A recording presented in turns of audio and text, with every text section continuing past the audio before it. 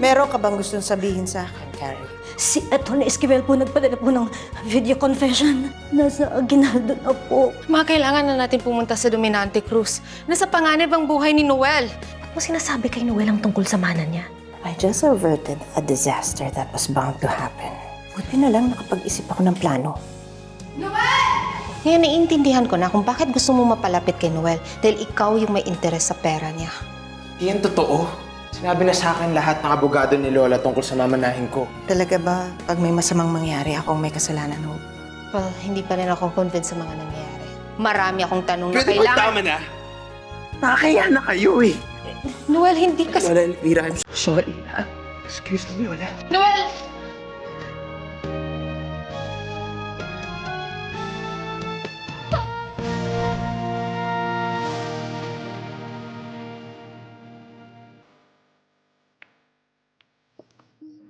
Good evening po.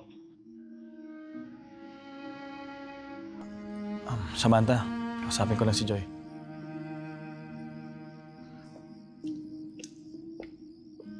Pwede ka ba makausap? Luis, next time na lang, pauwi na rin kami. Joy, sige na, kausapin mo na muna si Luis. At kakausapin ko naman si Noel. Ma, I will go with you. Huwag na siguro, Hope. I don't think ready pa siyang makipag-usap sa'yo. Palamigin muna natin ang ulo ni Noel. Mauna ka na sa kotse. Salamat, tita. Excuse me.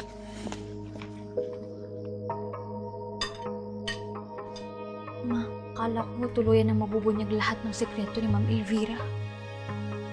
Nakakatuso si Elvira. Nakita mo naman kung paano niya binaliktad yung sitwasyon kanina, di ba? Sa pananaw ngayon ni Noel, ang mga Aguinaldo pa ngayon na mukhang pera. Maalam mo, nung nalaman ng mga Aguinaldo yung tungkol sa mana ni Noel, akala kong mahuhuli na siya. Hindi basta-basta mapapabaksak si Elvira, anak. Kaya lalo tayong dapat mag-ingat. Gustong-gusto ko na ho sabihin kay Noel, May. Sobrang kinakain ako ng konsensya ko. Ma, kasi hindi ko pa rin lubos naintindihan yung mga nangyayari. Paanong nalaman ng pamilya Aguinaldo ang tungkol sa mana ni Noel? Yung hayop na Carrie. Siya ang nagbigay sa mga Aguinaldo yung natuklasan na USB. Na ang linalaman ay yung video confession ni Esquivel. Buti na lang, Carrie, matalino ako. Nasolusyonan ko na kaagad. Kaya pala, ikaw mismo ang nagkwento kay Noel? Binaliktad ko lang naman eh. Pinalabas ko na hindi natin habol yung pera. Na wala tayong kukunin dun sa mamanahin ni Noel. And when he believes us, wala na tayong problema, di ba? We can do whatever we want. Anak, alam ko, ako rin naman eh. Pero nakita mo, di ba, kung paano pinaikot ni Elvira ang mga Aguinaldo sa kamay niya. Tayo pa kaya na. Tsaka wala tayong kalaban-laban. Mahawak natin yung katotohanan.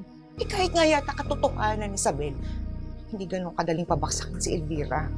Mapagod na ako. Pagod na ho ako. Sa lahat ng kasinungalingan, sa lahat ng pagpapanggap na ginagawa ko, ma. Ayoko na. Pero anak, mahal mo naman si Noel, di ba? Hindi ka nagpapanggap. Ma, grabe akong bantayan ni Ma'am Elvira ngayon. Sa lahat na pinapakita ko kay Noel, hindi ko na ho alam kung anong totoo doon o kung anong utos lang doon ni Ma'am Elvira.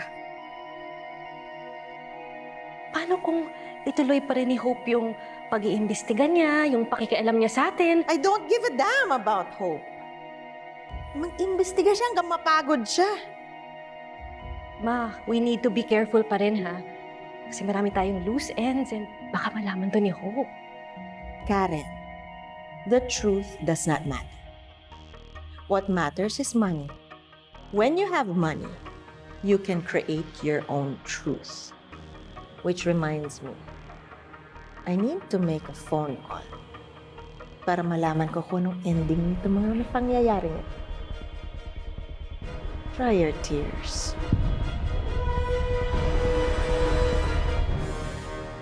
Namiss kita. Alam mo, habang tinitignan ko kayo ni Samantha, bagay pala kayo, no? You guys look good together. Wala akong pakialam. Hindi siya ang mahal ko. Ikaw ang mahal ko. Oh, cut the crap, Luis. You guys look happy together. Joy, no. Hindi ako masaya sa kanya. I can only be happy with you. Luis, hinahanap ka ni Samantha. Sige na. No. Mas gusto ko tang kasama, Joy. Luis, sige na. Sundin mo na yung mama mo. Puntahan mo na yung babaeng gusto ng mama mo for you. Samantha needs your help, Luis. Joy.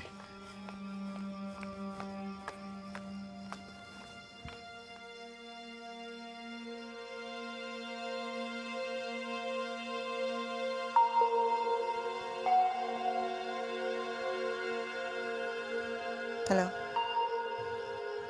Munti ko na nakalimutan. Tapusin niyo na si Carrie. At siguraduhin ninyo na malinis ang trabaho. Yes po, madam.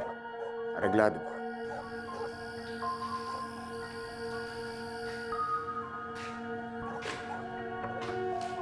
May instruction si madam. Dispatchahin na raw tong babaeng to. Siguraduhin niyong walang makakaamoy. Areglado, boss. Hindi po ako magsasalita! Mananahimik po ako! Tama na po!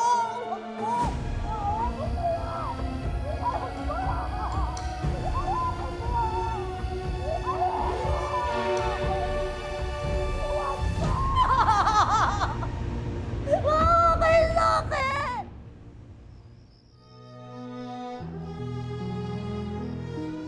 Noel, ayoko na ng argument. Alam ko minsan nagugulat ka dahil napakalaki ng mga reaksyon namin tungkol sa mga bagay.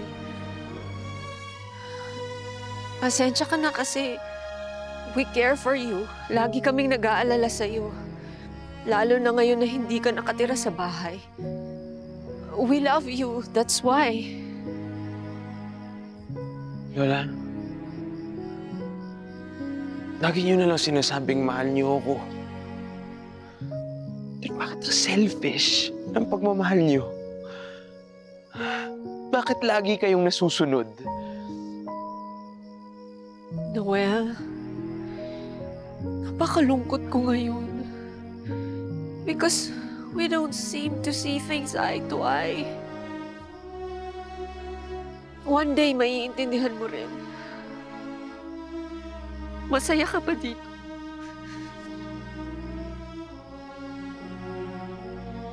Kung masaya ka dito, sa piling ng Lola Elvira mo,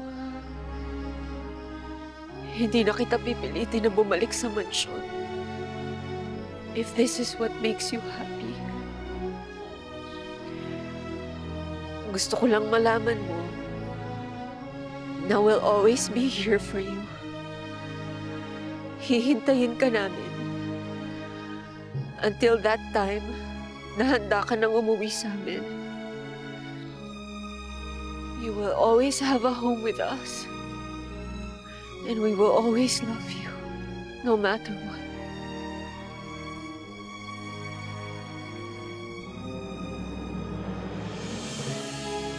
Lola, wait. Sorry po, ha? Kung nasasaktan po kayo sa nagpapasaya sa akin.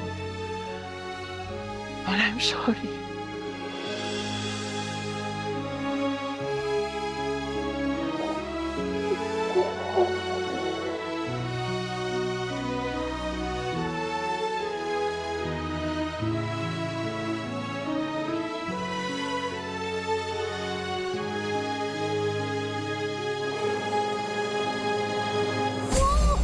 Ayoko po pumunta! Lakad! Pare! Tuloy mo yung pala. Diretso libing na to. Dali! Lakad! Ayoko! Lakad!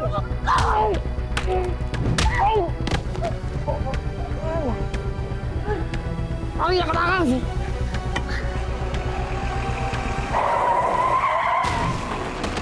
Ay, yung ali na bangga! Uy, na bangga!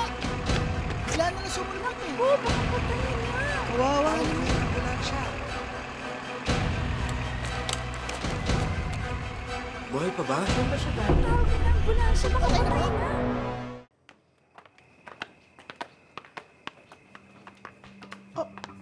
Madam, anong nangyari? Bakit hindi nyo kasama si Noel? Ano sabihin sa akin hindi naniniwala si Noel sa testimonya ni Atty. Esquivel? Naku, Pakito. Hindi naman pala lahat ng nasa video totoo. Oo, may mamanahing ang bilyones si Noel dahil mayaman si Richard. Pero napag-alaman namin na ito palang si Atty. Esquivel is suffering from schizophrenia. At lahat ng tao sa paligid niya, iniisip niya na papatayin siya. Ma, yan ang sinasabi lang ni Elvira. Schizophrenia? Parang may tililihim? Si Elvira, may balak ba talaga siyang gawin masama kay Noel?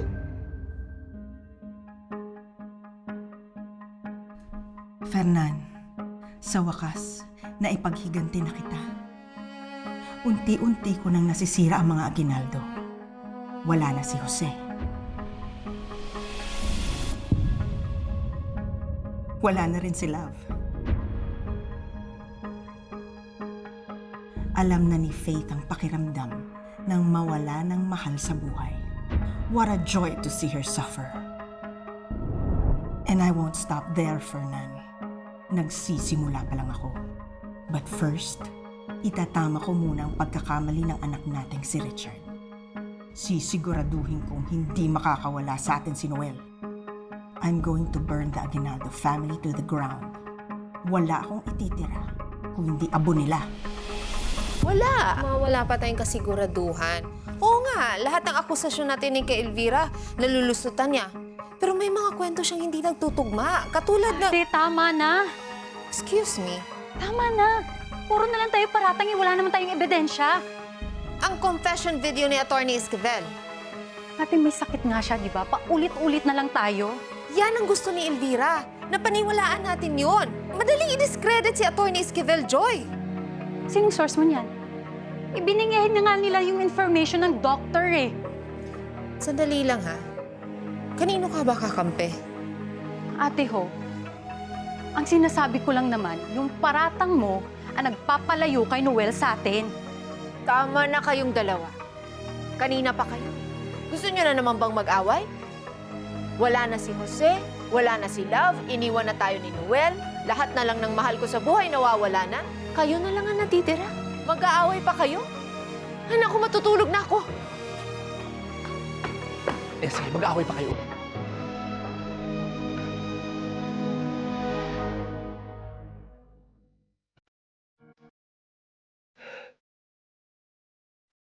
Miss na kita.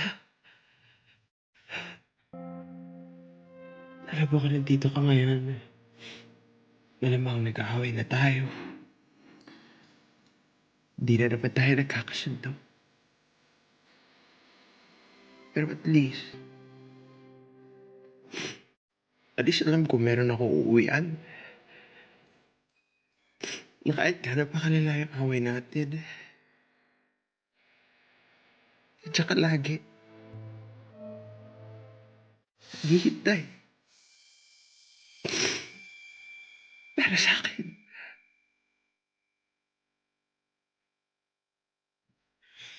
naliligo ako ngayon eh. Hindi ko alam kung saan, kanino ako uuwi.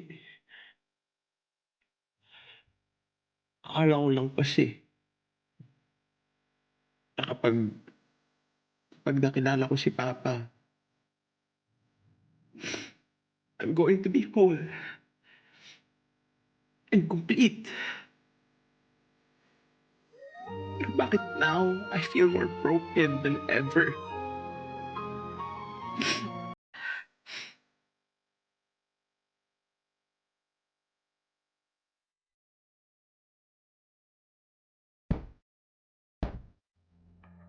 Isabel? Ma? Punta ka lang nga dun sa guardhouse. Gusto kong kausapin yung security guard kaso hindi ko siya makontak eh. Ay, ma'am, ako na lang po kasi maagang kailangan gumising ni Isabel. May online class po. Ako na lang. Hindi, si Isabel. Ikaw gusto kong pumunta ka sa sala. May kalat dun eh. Alam mo naman, gusto ko malinis ang bahay. Pasensya na po, madam. Sige po.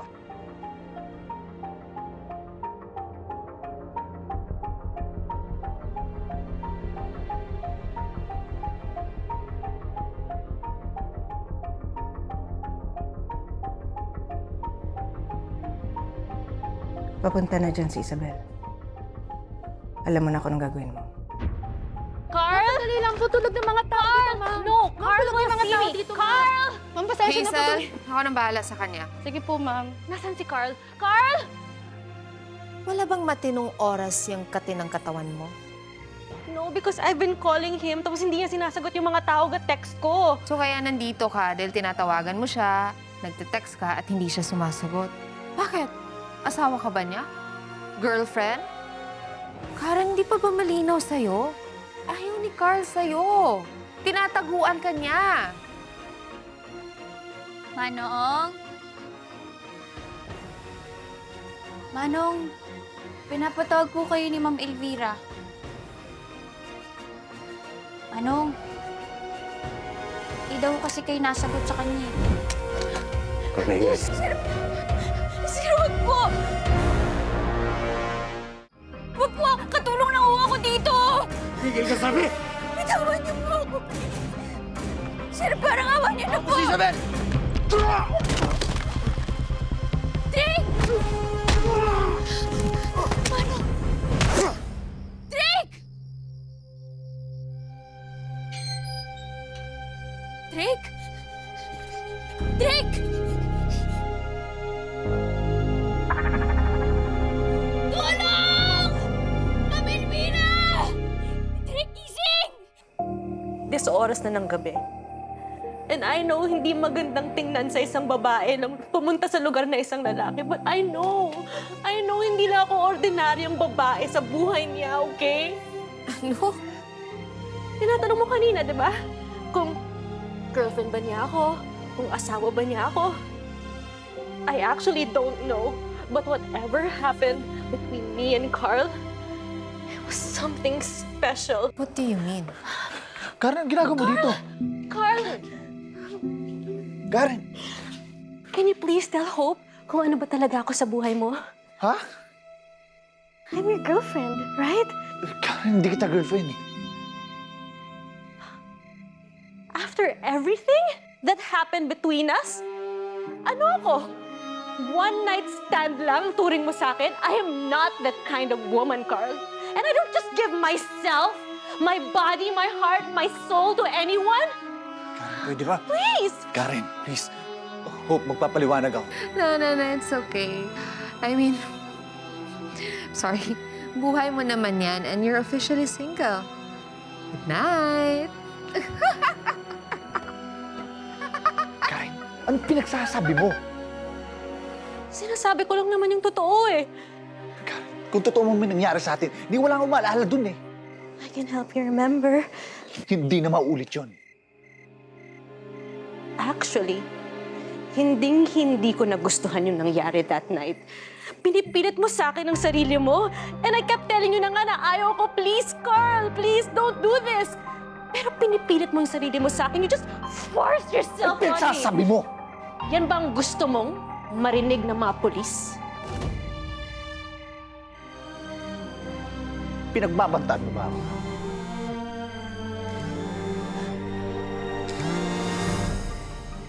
Hello? Yes. Ha? Anong nangyari kay Drake? Okay. Pupunta na ako dyan.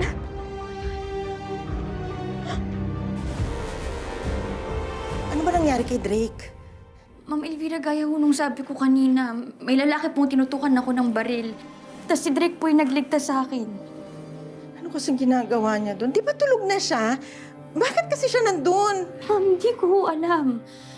Dumating lang po si Drake tapos siya po yung nakipag-away doon sa lalaki. Lola, hindi na po importante yan eh. Yung importante, i-report po natin sa pulis yung nangyari. Baka nandun po yung lalaki, Lola. Tapos... Pwede ba huwag mo akong pangunahan? At huwag mo akong sasabihan kung ano dapat kong gawin? Where's my son? Karen? Karen, andito si Drake. Kamusta siya? We're waiting for the test results. Where's the doctor? Doc? Doc? Excuse me po. Yes po. Kamusta siya? Okay naman na po yung pasyente. According sa CT scan siya, wala naman po siyang fracture, signs of trauma, or serious injury. Kaya pwede niyo na po siyang iuwi. Thank you. Sigurado ka, Doc? Magawa lahat ng check. Yes, ma'am. Thank you. Ayan yung resulta. Patingin. Maraming salamat po, Doc. Wow. Oh my God, Drake. Salamat, Doc. Thank you po.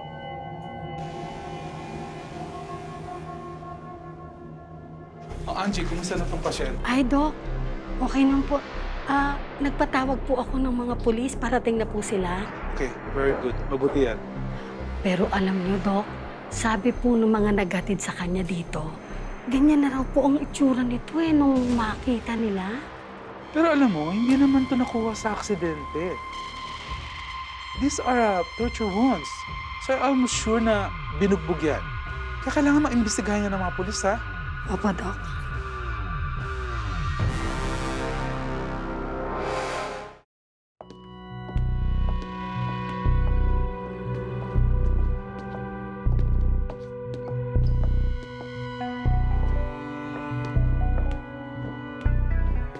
Mahal?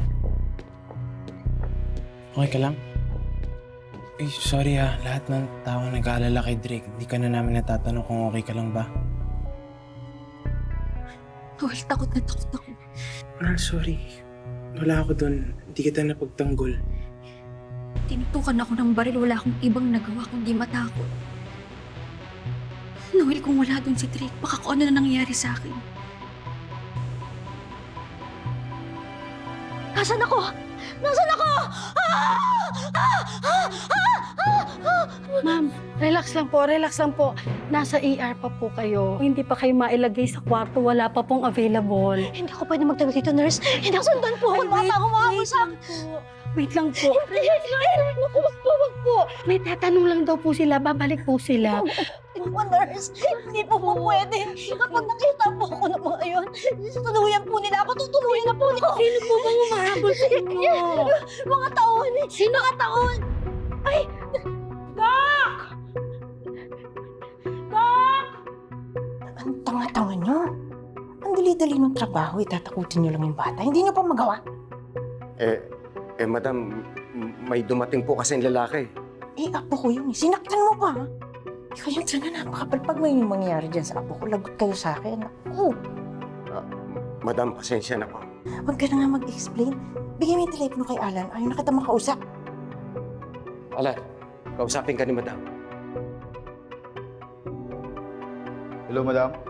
Alan, ano? Nagawa niyo na ba yung inutos ko? Ano po yun, madam? Eh, isa ka pang tangi. Si Carrie, na-dispatcha mo na ba? Lola? Noel?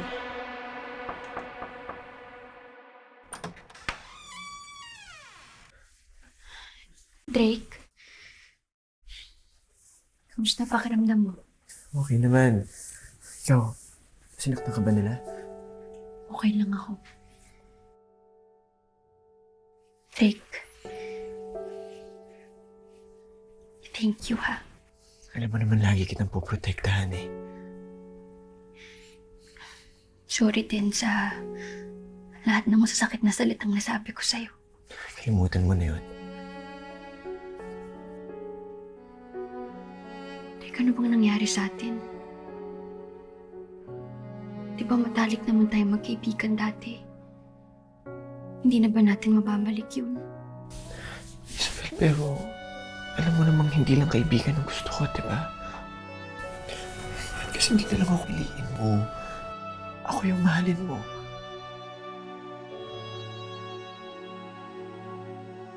Lola, gusto ko lang po humingi ng sorry sana.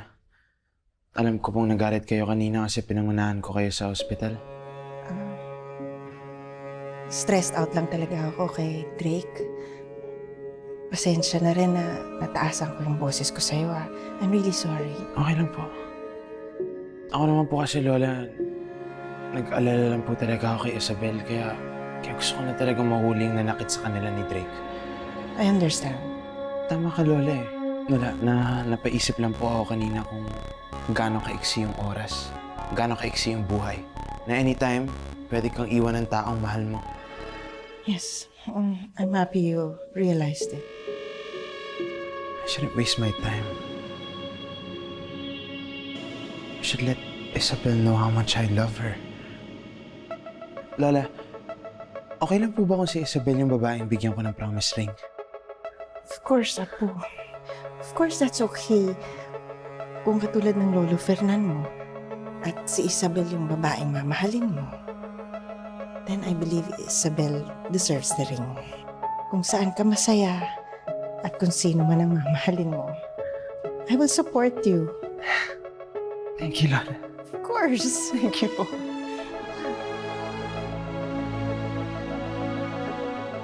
Sige po. Thank you, Lola.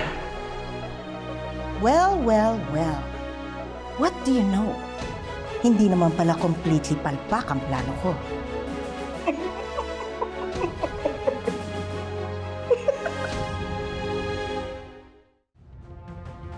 Paano mo pa nagagawang tumawa?